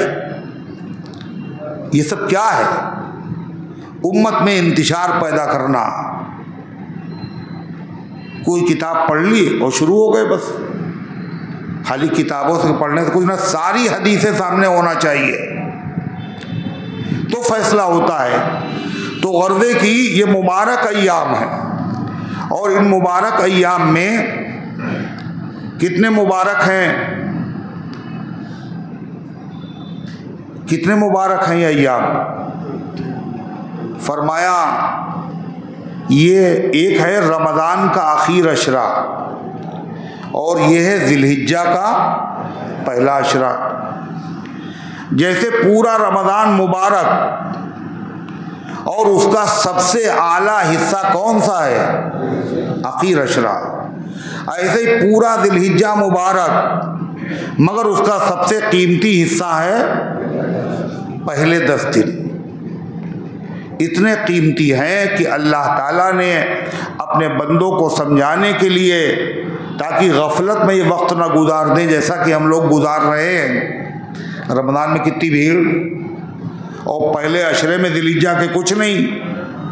अल्लाह ने कुरान में कसम खाई, क्या कहा? वल फज्रि वलयालिन अश्र वश्शफ़ी वल वत्र, कसम है फज्र की, और फज्र से मुराद ज़िलहिज्जा की 10 तारीख। ये बड़ा मुबारक दिन है, अल्लाह ने कसम खाई। वलयालिन अश्र, 10 रातों की कसम। 10 रातों से मुराद ज़िलहिज्जा के चांद निकलने से लेके 10 तारीख तक। रातों से मुराद खाली रातें नहीं, रात भी और दिन भी। वश्शफ़ी वल वत्र, जुफ्त और ताक की कसम। जुफ्त का मतलब है जो 2 से बराबर तकसीम हो जाए, यानी 10 तारीख, और ताक जो 2 से बराबर तकसीम ना हो, यानी 9 ज़िलहिज्जा। अल्लाह ने इसकी फिर से कसम खाई। ये दिन बड़े मुबारक।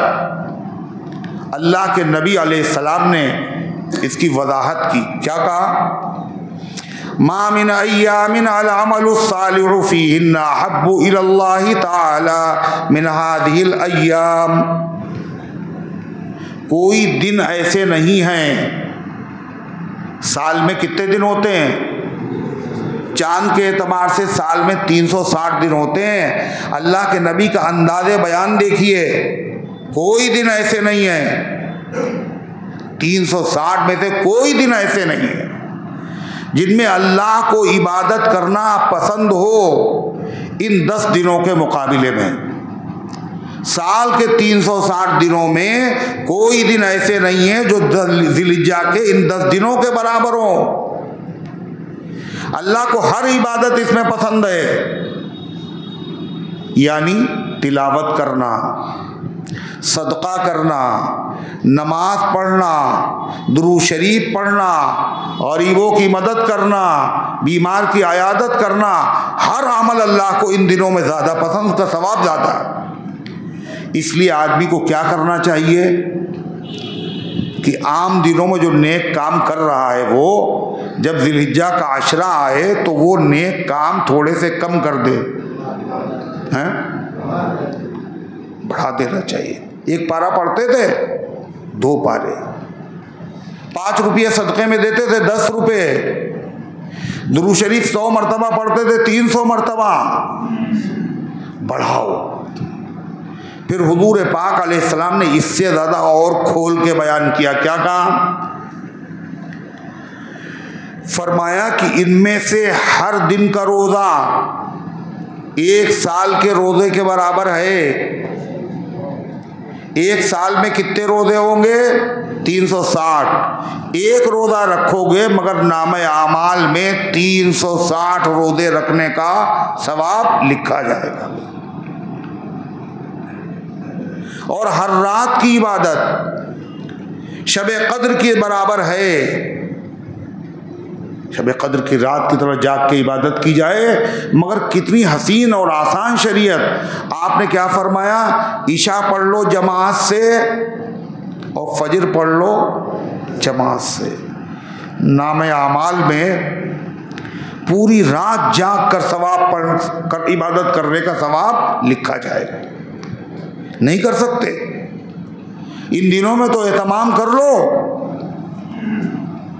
फिर फरमाया रमज़ान के 10 दिन अफजल हैं और ज़िलहिज्जा के पहले 10 दिन अफजल हैं। कितने अफजल हैं पता है? कितने अफजल हैं? उलमा में इख्तिलाफ हो गया, ये अफजल है या वो अफजल है। इख्तिलाफ कब होता है? जब दोनों चीज़ों में से एक चीज़ कम हो और एक चीज़ ज़्यादा हो तो इख्तिलाफ होगा। एक अच्छी हो एक उससे कम अच्छी हो तो इख्तिलाफ होगा। बोलो, नहीं समझ में आ रहा है? दोनों अच्छी हैं, एक कम अच्छी एक ज़्यादा अच्छी है, तो सारे लोग क्या कहेंगे? ये ज़्यादा अच्छी है, ये कम अच्छी। कहेंगे नहीं कहेंगे? मगर जब इख्तिलाफ हो जाए ये अच्छी है या ये अच्छी, ये इख्तिलाफ कब होगा? जब दोनों चीज़ें बराबर की, एक टक्कर की हों। अरे है या नहीं? तो रमज़ान का आखिर अशरा और ज़िलहिज्जा का पहला अशरा, दोनों की फजीलत कम नहीं है, बराबर की है। इसलिए उलमा में इख्तिलाफ हुआ रमज़ान का आखिर अशरा अफजल है या ज़िलहिज्जा का पहला अशरा। फिर उलमा ने फैसला किया। फैसला भी क्या किया? कहा वो भी अफजल ये भी अफजल, मगर हैसियत का फ़र्क है। रमज़ान का आखिर अशरा अफजल है रातों के एतबार से और ज़िलहिज्जा का पहला अशरा अफजल है दिनों के एतबार से। लेकिन रमज़ान के आखिर अशरे में एक रात ऐसी है, ऐसी रात पूरे साल में नहीं है। कौन सी रात है वो? कौन सी है? शब कद्र। और ज़िलहिज्जा के पहले अशरे के दिनों में एक दिन ऐसा है, ऐसा दिन पूरे साल में नहीं, 360 दिनों में कोई ऐसा दिन नहीं। वो दिन कौन सा है पता है? अरफे का दिन, 9 ज़िलहिज्जा। कोई इसका बदल नहीं।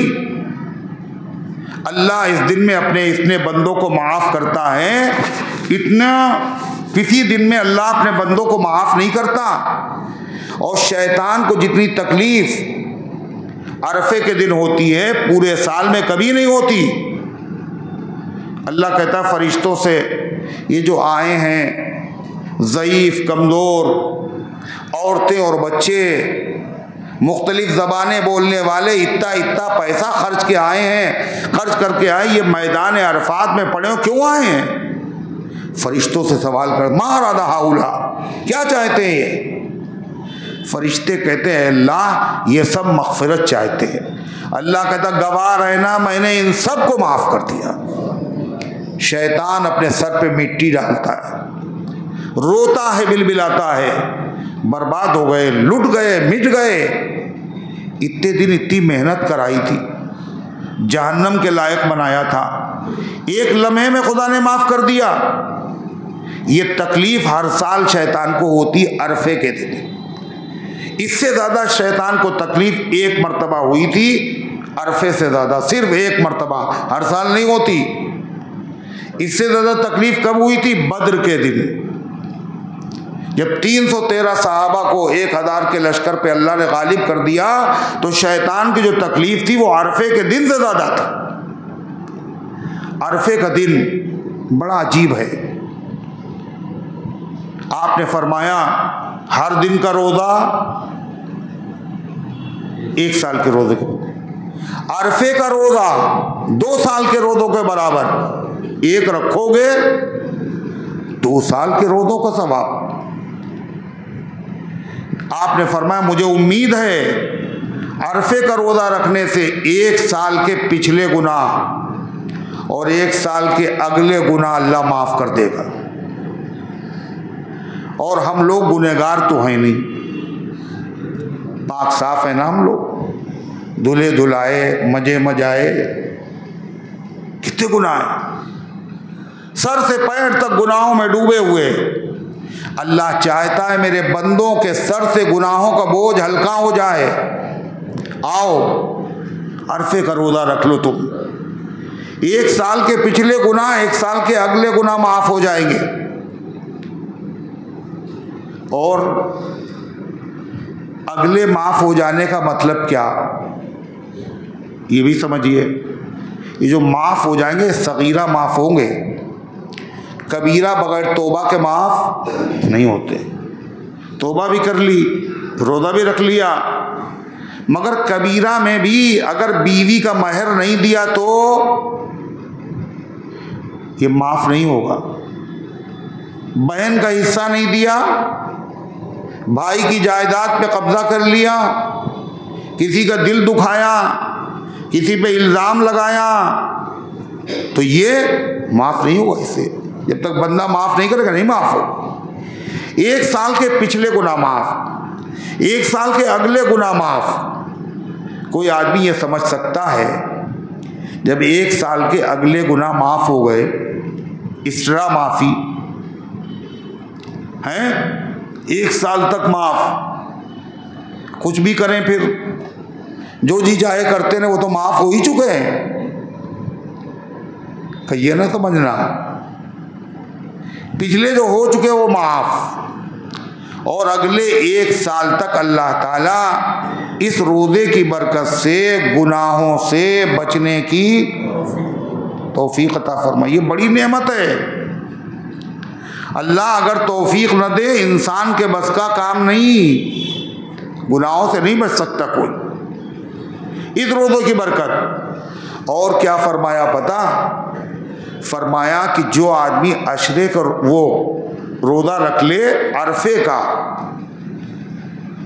तो इस रोज़े के बदले, हर रोज़े के बदले में 1 साल के रोज़े का सवाब, अरफे के रोज़े के बदले में 2 साल के रोज़ों का सवाब। तीसरी हदीस, जो अरफे के दिन रोज़ा रखे तो उसको 1000 रोज़ों का सवाब। कितने साल में, कितने दिन, 360।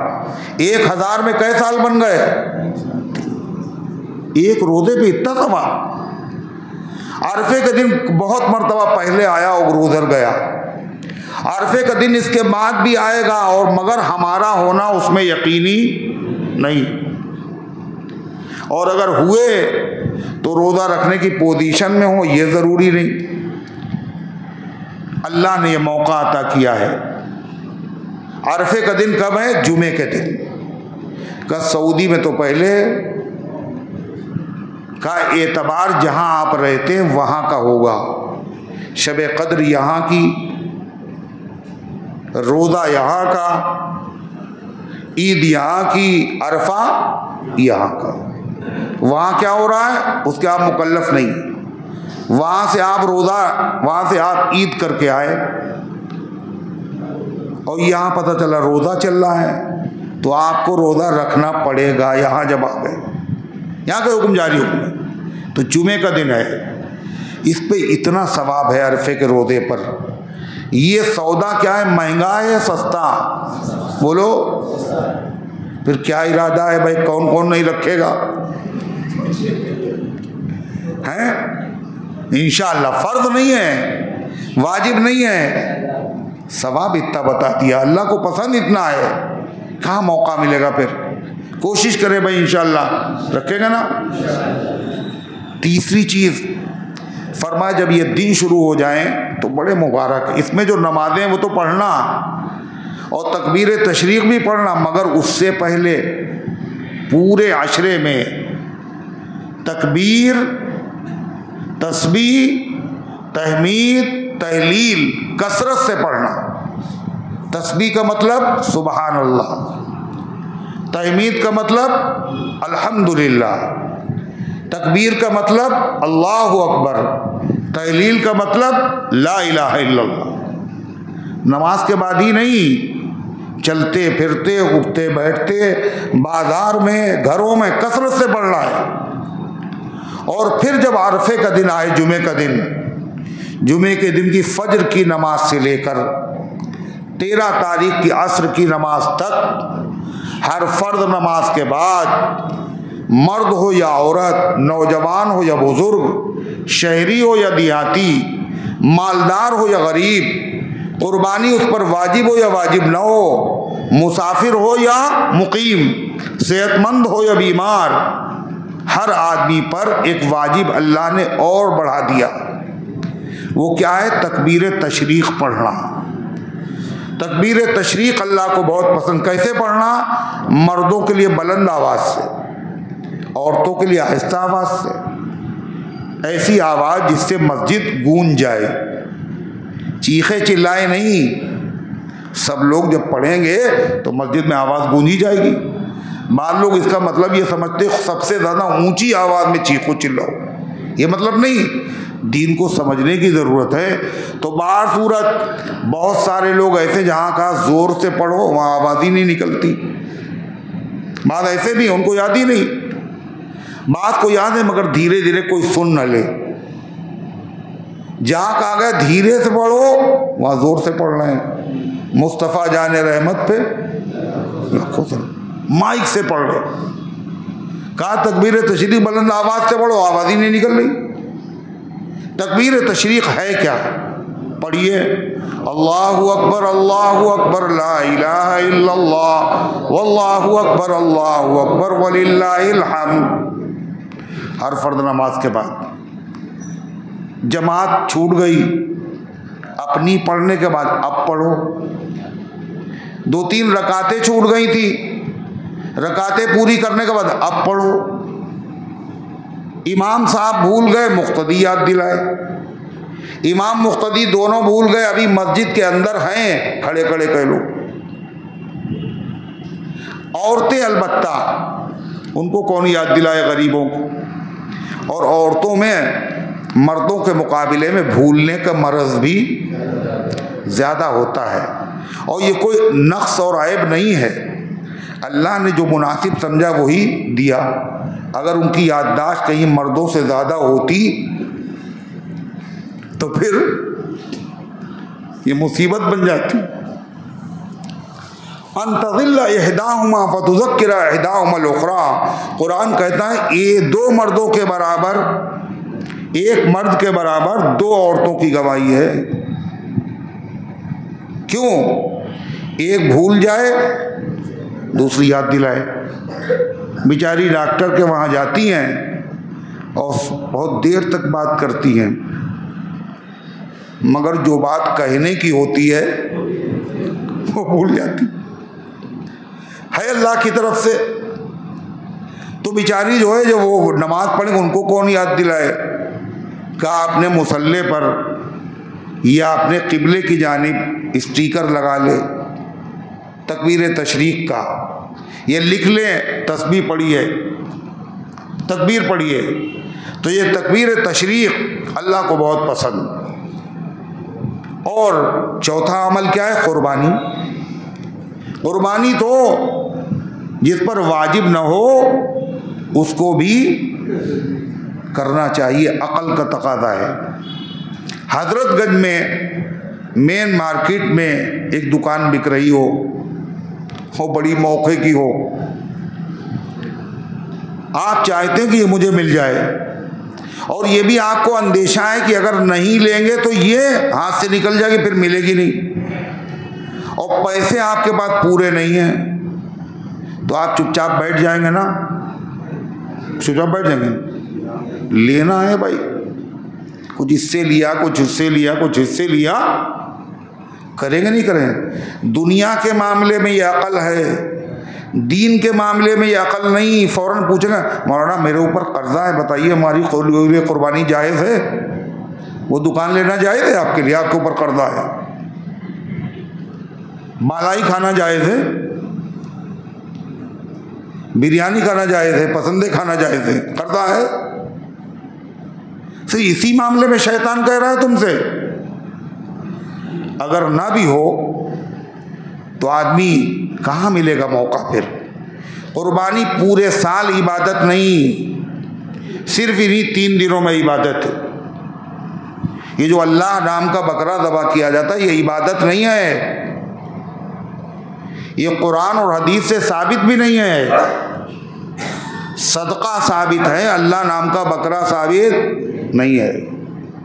तो गोश्त तकसीम कर दिया आपने, सदका कर दिया, उसका सवाब मिला, मगर उसके लिए भी क्या है, वो सब गरीबों को दीजिए आप। अब लालच लगता है लोगों को, पूरा बकरा ज़बह कर रहे, पूछते हैं क्या मौलाना एक बोटी भी नहीं खा सकते? क्या बताइए आप? और बाद ऐसे जालिम हैं जो खा सकते हैं उसको मना करते। अब अकीका है, वो कहते दादा दादी तो नहीं खा सकते इसमें से, इसलिए ये सबसे बड़े मुजरिम यही है। दादा दादी पूरा मोहल्ला खा सकता है, रिश्तेदार खा सकते हैं, गैर रिश्तेदार, मगर दादा दादी नहीं खा सकते। है बीवी का इंतकाल हुआ, कल शौहर जनाजा नहीं दे सकता, बाकी सब दे सकते। सोचिए आप, जिनका कोई ताल्लुक नहीं, कोई रिश्ता नहीं, सिर्फ ईमानी रिश्ता, वो दे सकते हैं। और जिसकी शरीक हयात शरीक ज़िंदगी थे उसी को दूर रखे हैं वो। कल तुम देख भी नहीं सकते हो, बाकी सब देख सकते। क्या है ये सब? जिहालत, ला इल्मी, इल्म ना होना। तो कर्ज़े की कुर्बानी वाजिब ना हो, जब भी करे आदमी, सवाब इतना। और अल्लाह के नबी का तरीक़ा, सहाबा का तरीक़ा यही है।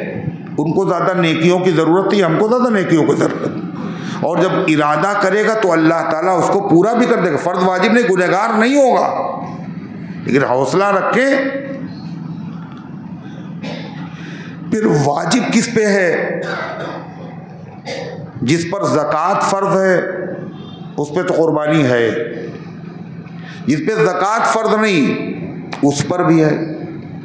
सोना, चांदी, माल तिजारत, कैश, रुपया, कितना हो? आज के रेट के एतबार से 60,000। कितना? 60,000 कैश हो, या 60,000 की चांदी हो, या 60,000 का सोना हो, या जिस घर में रहता है उसके अलावा एक और घर है उसके पास है, या उसके पास जो है सोना चांदी नहीं है, न मोबाइल है बेचने के लिए 60,000 का, मगर उसके घर में तांबे के पतीले रखे हुए, लेमन सेट है और टी सेट रखे हुए हैं, गैर ज़रूरी बर्तन जिनको अगर कैलकुलेट किया जाए उनकी कीमत हो जाए 60,000, उस पर भी कुर्बानी वाजिब है। ज़कात तो जब वाजिब होती जब पूरा साल गुजर जाए। कुर्बानी के लिए क्या 13 तारीख 12 तारीख के सूरज गुरूब होने से पहले 60,000 रुपये आ गए या इससे ज़्यादा आ गए, उस पर भी कुर्बानी वाजिब है। घर का शौहर पर अलग वाजिब, बीवी मालिक है बीवी पर अलग वाजिब, बेटे बालिग हैं और सबके अकाउंट में 60,000 से ज़्यादा ही है, तो इन सब पर कुर्बानी करना वाजिब। और ऐसा वाजिब हुजूर चाहते मेरा हर उम्मती करे, और जो ना करे अल्लाह के नबी उससे बहुत खफा, बहुत नाराज़। आपने क्या कहा? मन वजादा सातन फलम युज़हि फला यक़रुबन्ना मुसल्लाना। जो कुर्बानी कर सकता है और कुर्बानी उसने नहीं की, वो हमारी ईदगाह के करीब ना आए। हुजूर ने ये नहीं कहा मेरी मस्जिद के करीब ना आए, ईदगाह फरमाया है। इसका मतलब ईद की नमाज, बकरीद की नमाज ईदगाह में अफजल है। आपने वो हमारी ईदगाह के करीब ना आए, और करीब ना आए ये कब कहा जाता है? दिखाई ना दे ना घर के करीब। जब आदमी बहुत खुश होता है किसी से, क्या होता है? नाराज होता है। हुजूर इतना नाराज है, दिखना नहीं। अल्लाह के नबी जब नाराज है तो कौसर का जाम कौन पिलाएगा? हुजूर। सिफारिश कौन करेगा? अल्लाह के नबी। हुजूर नाराज हैं तो अल्लाह नाराज है। क्यों नाराज हो गए हुजूर? कुर्बानी कर सकते तो नहीं की तुमने? मसला मालूम नहीं था, 10 साल से कुर्बानी नहीं की, अब क्या करे? ज़कात नहीं दी थी, ज़कात की क़ज़ा, रोज़े नहीं रखे, रोज़े की क़ज़ा, नमाज नहीं पढ़ी, नमाज की क़ज़ा, कुर्बानी नहीं की तो कुर्बानी की क़ज़ा मगर वो नहीं है जो नमाज की क़ज़ा है कि बकरा ज़बह करने लगो। जो नहीं दी थी कुर्बानी, उतने पैसे सदका करो, ये नहीं अब ज़बह करे आप। तो हुजूर अनवर सल्लल्लाहु अलैहि वसल्लम ने फरमाया ऐसे आदमियों के ऊपर कुर्बानी, कितने मुसलमान ऐसे। और ये कुर्बानी भी हज़रत फ़ातिमा ज़हरा हुजूर सल्लल्लाहु अलैहि वसल्लम की लख्त जिगर है। ये भी मालदार औरत थी ना। हाँ बताइए, आपने फरमाया या फ़ातिमा अशदी उज़हियतिक, फ़ातिमा अपनी कुर्बानी के जानवर के पास खड़ी हो जाओ। अली ज़बा करें तो पर्दे की ज़रूरत नहीं, कोई और नामहरम ज़बा करें तो पर्दे से खड़ी हो जाओ। देखो पहला कतरा गिरते ही अल्लाह के वहाँ कबूल हो जाता है। इस दिन में अल्लाह को इस अमल से ज़्यादा कोई अमल पसंद ही नहीं। फ़ातिमा ज़हरा कर रही हैं, अली दो कर रहे हैं, और हम एक कर लिया। एक भी काहे के लिए किया? काहे के लिए किया? लोग कहेंगे इतने बड़े आदमी था, इनके यहाँ कुर्बानी नहीं होती। लोगों के एतराज़ से बचने के लिए किया तो क्या होगा? सवाब अवाब कुछ नहीं। 6 हिस्से हैं बड़े जानवर में, 7 हिस्से होते हैं, 6 के हुए, 7वां हिस्सा बचा। अब कोई मिल नहीं रहा, सोचते हैं 7 ना हो तो सही नहीं, अरे 5 भी अगर हो जब भी ज़बह कर दो। अच्छा 6 हुए, 7वां एक आदमी से कहा, उन्होंने कहा कि हम तो बकरा ले आए। कल 7वां कोई नहीं मिला, कल ठीक है चलो भाई कबाब वबाब खा लेंगे बड़े के, 7वां हिस्सा हमारे नाम से ले लो, अच्छा कबाब वबाब खाएंगे बड़े के, उसमें ज़्यादा मज़ा होता है। तो ये 7वां हिस्सा कुर्बानी के लिए नहीं है, अल्लाह की रज़ा के लिए नहीं है, काहे के लिए है? कबाब खाने के लिए। इनकी कुर्बानी नहीं होगी और बाकी जो 6 थे उनमें से किसी की नहीं होगी। नियत सही नहीं, नियत में फसाद। अगर 7 में से एक कादियानी हुआ या एक राफजी हुआ तो किसी की कुर्बानी नहीं। 2 साल का जानवर होना चाहिए बड़ा, चाहे उसके दांत हो या ना हो, दाता हो या ना हो, 2 साल का होना है। एक दिन भी अगर कम है तो कुर्बानी नहीं होगी। दाता है मगर वो 1.5 साल का है, कुर्बानी सही नहीं। 2 साल होना चाहिए, ये अलामत है दाता होना। 2 साल का हो गया। इसी तरीके से बकरी का बकरी, सिर्फ दुम्बे के बारे में अगर वो 6 महीने का हो मगर इतना तैयार है कि अगर 1 साल के दुम्बों के साथ छोड़ दिया जाए तो पता चले ये भी 1 साल का है, वो अगरचे 6 महीने का है फिर भी उसकी कुर्बानी हो सकती। तो बड़े जानवर में 7 आदमियों की तरफ से और छोटे जानवर में हर आदमी का 1। तो आदमी चाहे हिस्सा ले ले, ज़रूरी थोड़ी है कि बकरा ही करे, मगर अपना वाजिब अदा करे। अगर नहीं अदा किया फिर कहाँ मौका मिलेगा।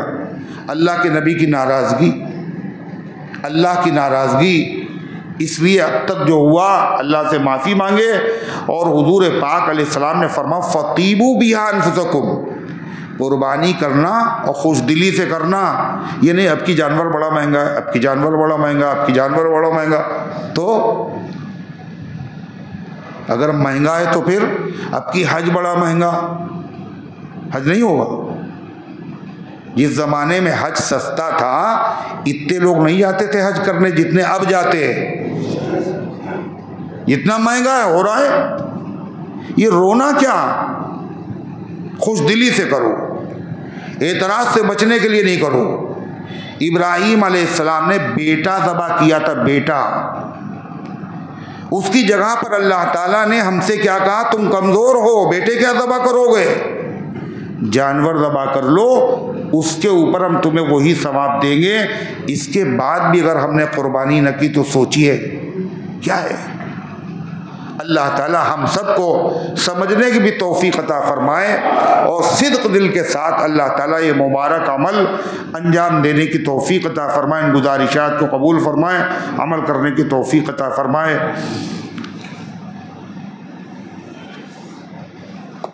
अल्लाहुम्मा सल्ली अला सय्यिदिना मोहम्मद अकील उर्फ शद्दे की अहलिया की तबीयत ख़राब है, अल्लाह शिफा अता फरमाए। रशीद पहलवान काफ़ी दिनों से बीमार, अल्लाह शिफा दे। जावेद की तबीयत ख़राब है, भाई जी की बेटी की तबीयत ख़राब है, मुनव्वर मोहम्मद भाई इनकी बार बार तबीयत ख़राब होती है, अफजाल आराफ के वालिदैन और बहुत सारे अल्लाह के बंदे हैं और बंदियां हैं जिन्होंने पर्चा नहीं दिया, नहीं दे सके, मगर वो सब दुआ के मुस्तहिक है। दुआ कीजिए अल्लाह उन सब को शिफाए कामिला आजिला मुस्तमिर्रा दाइमा अता फरमाए। अल्लाहुम्मा सल्ली अला सय्यिदिना व अला आलि सय्यिदिना। रब्बना आतिना फिद दुनिया हसना व फिल आखिरति हसना व क़िना अज़ाबन्नार। अल्लाहुम्मा हफ़्ज़ना मिन कुल्लि बलाई दुनिया व अज़ाबिल आखिरह। ऐ अल्लाह हम सबकी हाज़िरी को अपनी रहमत से कबूल फरमा, ईमान कामिल अता फरमा, अमाल सालिहा की तौफ़ीक़ अता फरमा, दीन इस्लाम की खिदमत के लिए हम सबको कबूल फरमा ले। जहाँ कहीं दीन का काम जिस अंदाज से हो रहा है अल्लाह उसको कबूल फरमा, दीन का काम करने वालों की उम्रों में बरकत अता फरमा, शुरूर और फित्न से हिफाजत फरमा, आलम इस्लाम में अमन अमान कायम फरमा, फ़लस्तीन के मज़लूम मुसलमानों की ख़ास तौर से अल्लाह मदद फरमा, नुसरत फरमा, हिमायत फरमा। ज़ालिम यहूदी ईसाई मजूसी मुशरिक उनके हामी अल्लाह उन सब को इबरतनाक सज़ा अता फरमा। सारे आलम की मस्जिदों की, मदरसों की, खानकाहों की, कब्रस्तानों की, मुस्लिम औकाफ की हिफाजत फरमा। ऐ अल्लाह जो बीमार है शिफा दे दे, जो हाजतमंद है उनकी हाजतों को पूरा फरमा, जो दुआओं के तालिब हैं, जिनका हक़ है, जो उम्मीद रखते हैं, ऐ अल्लाह उन सब के नेक मकासद में कामयाबी नसीब फरमा। जो दुनिया से जा चुके उन सबको माफ़ फरमा, हम सबको इस्लाम पर ज़िंदा रख, ईमान पर मौत दे, ईमान वालों के साथ हश्र फरमा। जो तेरे बंदे और बंदियाँ हज पर अल्लाह जा चुके या जा रहे हैं, ए मालिक उन सब के जाने को कबूल फरमा, सही सही अरकान अदा करने की तौफीक अता फरमा, उनके हज को कबूल फरमा, उम्रे को कबूल फरमा, उनकी दुआओं को कबूल फरमा, उनकी मकबूल दुआओं में हम सब का हिस्सा कायम फरमा। ऐ अल्लाह ये सआदत हम सब को अता फरमा और बार बार अता फरमा। आमीन या रब्बल आलमीन।